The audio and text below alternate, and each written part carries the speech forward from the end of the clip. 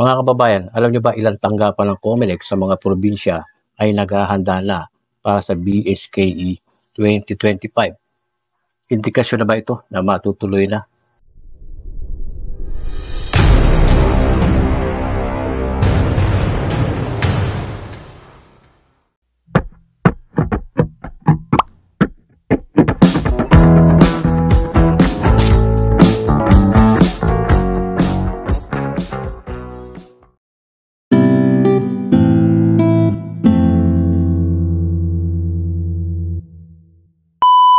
Okay, nagbabalik. Pag-a-update tayo. July 2. Buksan ko lang yung TV.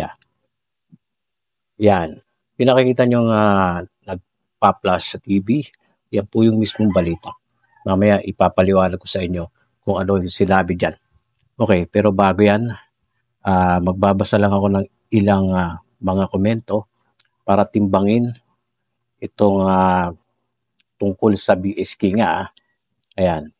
So, isi-shoutout ko rin ito, no, si Leonardo Di Castro. Shoutout sa iyo at babasahin ko yung comment mo. Believe naman ako sa lower house at Senado. Abay, gusto pang i-postpone ang December 2025 election papuntang 2026. Bayaan yung mamamayan ang masunod. Ipili kaming bagong pamunuan, lumaman o bago. Attorney Makalintal, do not abandon the people. Itong si Sir Leonardo ay umaayon sa ginagawa ni Attorney Makalintal at gusto niya, siyempre sa comment niya ay gusto niya matuloy itong December. Ilan pa, basa pa tayo ng ilan. Ito namang si Marilu Manansilla, no? Sabi niya ay Makalintal, huwag ka makialam sa election. Yan. Ibig sabihin, hindi siya pabor. Ito namang isa, si Terry de la Luna. Yan. Sabi naman niya, sana matuloy na ang barangay election. Lagi na lang pinopostpone ang barangay election. Huwag naman sana lagi postpone. Please, please, please. Tuloy na please. Maliwanag na gusto niyang matuloy. Shout out. Ito namang isa, si Baltasar Escobar. Wala yan si Makalintal. Ano siya ang batas? Sino dapat sundin? Makalintal o Pangulo? Yan, siyempre gusto niya, ito naman kanyang comment ay dapat presidente ang masusunod. Sabi nga, ang huling alas ay nasa presidente, PBBM. Ito last, sabi naman ni Alan Castro, kung pipirmahan yan ay dapat noon pa. No? Alam niya unconstitutional yung ratified bill na ginawa ng mga mababatas. Si at si Atty. Mac na ang bahala dyan. Ito, pumapabol din siya kay Makalintal ayon sa kanyang comment. So shout out sa mga nag-comment na ito. Binanggit ko mga pangalan nyo. Doon naman sa gusto ding mabasa ko yung mga comment nyo. Gandahan nyo yung comment. Pwede kong mabasa yan sa susunod, no? At ma-shout out din. Pag hindi magandang comment, nawawala po yun. Sayang naman.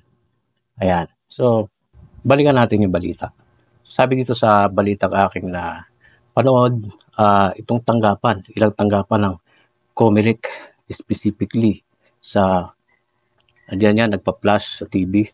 Sa Pangasinan ay naghahanda na sila. Nire-ready na nila yung mga balot yung mga box.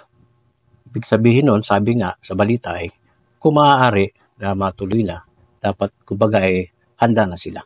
Maaaring indikasyon na nga ito dahil siguro nakakatulog na sila na matutuloy na sa December 1, 2025 kasi alam naman din nila at alam din naman ng lahat na ayun po ay yung schedule yung ruling ng Korte Suprema ay sa December 1, 2025. At alam niyo ba na yung mga nahalal, yung mga incumbent na ngayon sa kasalukuyan, kayo, nanonood din po kayo dito. Di ba alam niyo naman po na sa inyong pinirmahan, sa inyong kumbaga kontrata, alam niyo po na magkakaroon ng BSKE itong 2025.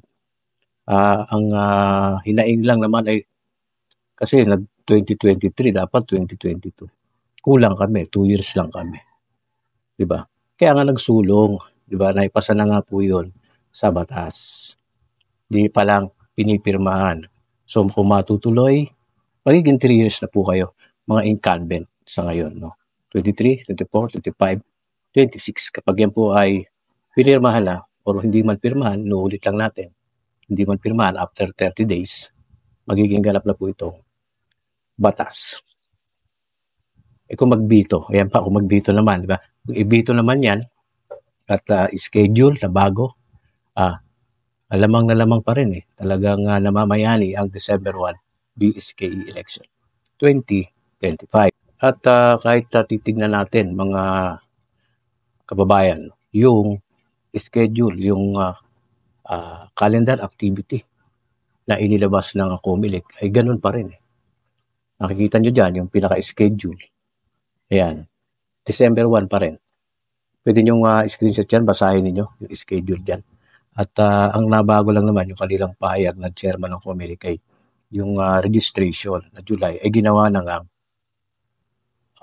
October na tatagal sa susunod na taon, 2026, ng July.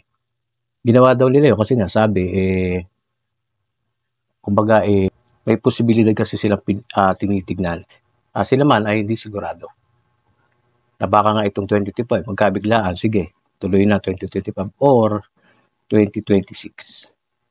Kasi ayun yung nasa SB number 2816, ratified bill na proposed bill na gagawin sa 2026 ng November 2. At alam nyo, no, wala pa rin pirma yung batas Paano nga lang batas?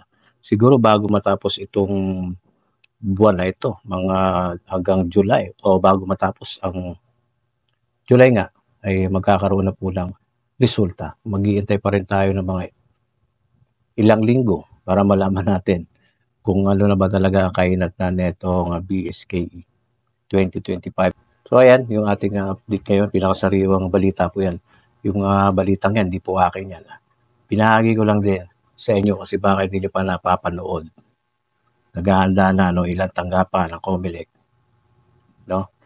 Okay, so asahan ko ulit ang inyong mga comment dito. Yung magandang comment. No? Pwede naman kayong mag-komento na kasi ang comment content natin ay tungkol sa BSK. Huwag po tungkol sa akin.